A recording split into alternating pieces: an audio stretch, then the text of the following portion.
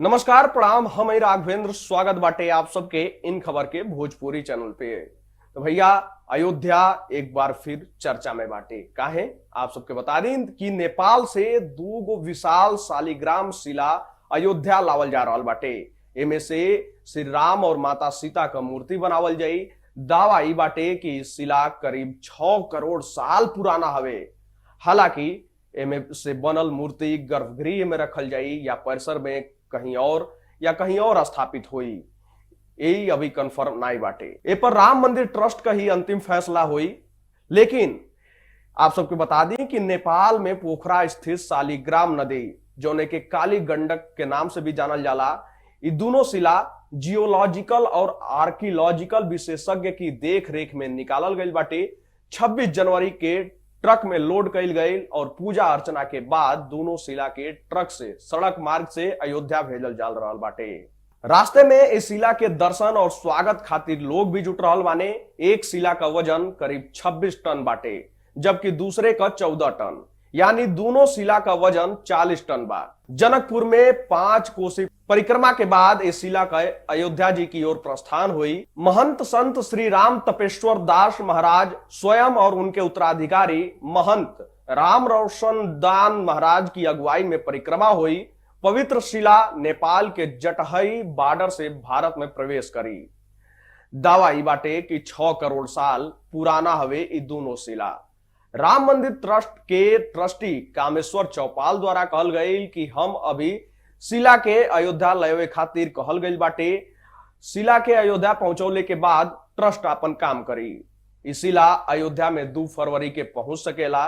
शालिग्राम नदी से निकालल गई दोनों शिला करीब 6 करोड़ साल पुराना बतावल जा रहा बाटे। नेपाल का शालिग्राम नदी भारत में प्रवेश करते ही नारायणी बन जाले। सरकारी कागज में एक नाम बूढ़ी गंडकी नदी के नाम से बाटे। शालिग्रामी नदी के काले पत्थर पर भगवान शालिग्राम के रूप में पूजल जाला। बतावल जा रहल बाटे कि शालिग्राम पत्थर सिर्फ शालिग्रामी नदी में मिलेला और ये नदी दामोदर कुंड से निकलकर बिहार के सोनपुर में गंगा नदी में मिल जाले। शिला निकलने से पहले नदी में क्षमा याचना कईल गई। कामेश्वर चौपाल द्वारा बतावल गई कि नदी के किनारे से ये विशाल शिलाखंड के निकलने से पहले धार्मिक अनुष्ठान कईल गई। नदी से क्षमा याचना कईल गई, विशेष पूजा कईल गई। अब अयोध्या लावल जा रहल बाटे। शिला का 26 जनवरी के गलेश्वर महादेव मंदिर में रुद्राभिषेक भी कईल गई। नेपाल के पूर्व प्रधानमंत्री जनकपुर के महंत भी आ रहल बाने। शिला यात्रा के साथ करीब 100 लोग चल रहल बाने। विश्राम स्थल पर उनके ठहरले का व्यवस्था कईल गई बाटे।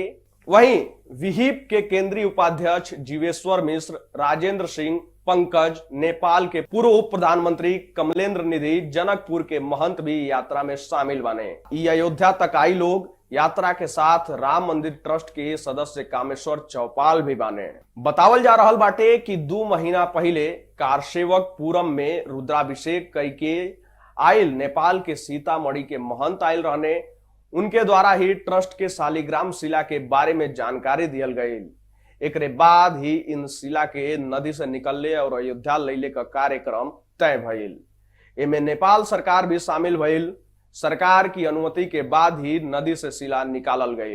31 जनवरी के यूपी में एंट्री, यानी कि शनिवार के शिला जनकपुर पहुंच रहल बाटे। वहां 2 दिवसीय अनुष्ठान हुई। एक बाद शिला बिहार के मधुबनी के शहार घाट बेनीपट्टी होते हुए दरभंगा मुजफ्फरपुर पहुंची।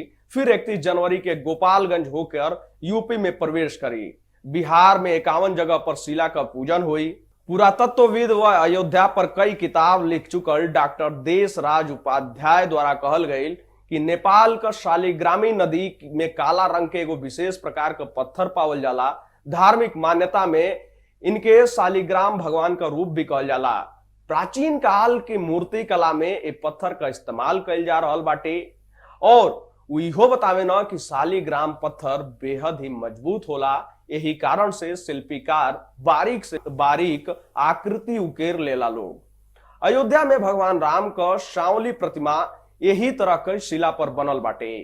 राम जन्मभूमि के पुराना मंदिर में कसौटी, अनेक स्तंभ यही शिला से बनल बाटे। करोड़ों साल पहले बनल नदी ओकरी नीचे ई शिला उससे भी ओहू से भी पुरान ई शिला करोड़ों साल पुराना बाटे।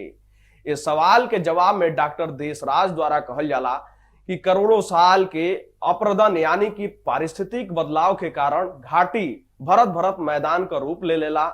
यही कड़ी में अनेक नदी और झील का निर्माण भइल। एमे गंगा, यमुना, सरयू, गंडक आदि नदियां शामिल बाटे लोग। यही में गंडक नदी का एगो सहायक नदी काली गंडकी नदी हवे जौन की नेपाल में बहेले और वहां शालिग्रामी नदी कहल जाला। यही शालिग्राम नदी से ई शिला निकालल गइल बाटे। फिलहाल एक खबर में इतना ही। देश दुनिया से जुड़ल तमाम खबर देखे खातिर आप सब जुड़ल रहे इन खबर भोजपुरी के साथ। तब तक खातिर नमस्कार।